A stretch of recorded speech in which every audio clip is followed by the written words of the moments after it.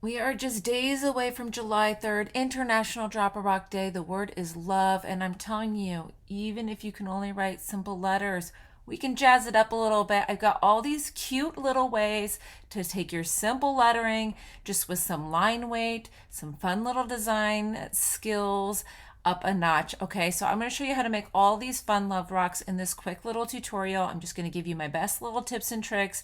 We're going to take your lettering up a notch, and I even have a fun one at the end that if you just lose control of one, you know what? We're going to make it punk rock. Let's get started. So lettering is a pain point for a lot of people. So we're going to start right here, plain and simple. You do not have to have fancy letters. We can upgrade this simple word, love, all capital letters, and we're just going to thicken the downward strokes. So the vertical lines on the L and the E, the left side of the O and the V are just going to get a little bit more line weight, and it just makes the lettering that much more interesting. A couple little hearts added to the side, and you're done.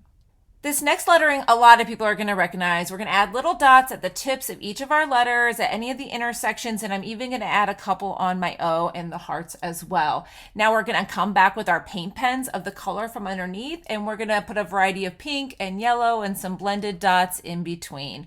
And these little dots, honestly, it just makes it that much cuter, and it's so simple, anybody can add this extra touch. This next one looks great on a long, thin rock. So you just got your simple letters, and then we're adding these little long, skinny lines to connect them. It stretches that word out.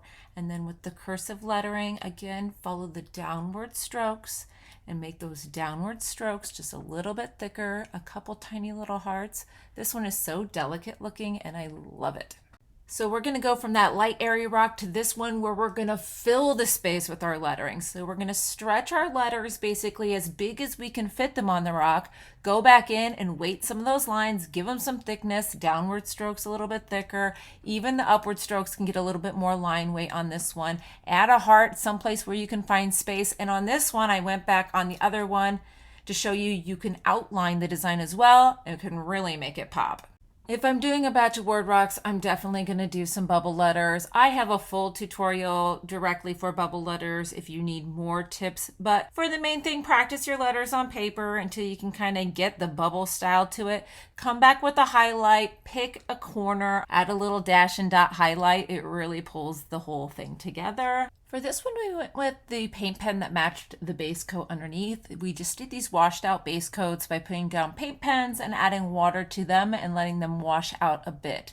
So I came back on top with the same color, and now I'm going to do the lining with my extra fine tip paint pen. And as you can see, I did the left side of each letter first. That was going to help the overlapping effect when you outline make more sense. And then for the last one that I did today, every once in a while when you're painting a rock, something just gets away from you. This is how you can fix it. Just keep going, have fun with this, let your paint pen splatter and skip around on the rock and give it a little bit of an edge, and you've got a fun punk rock love. So that's all the love rocks I did for International Drop a Rock Day this year. Can you pick a favorite? Drop your love rocks in the comments below as well. Bye-bye.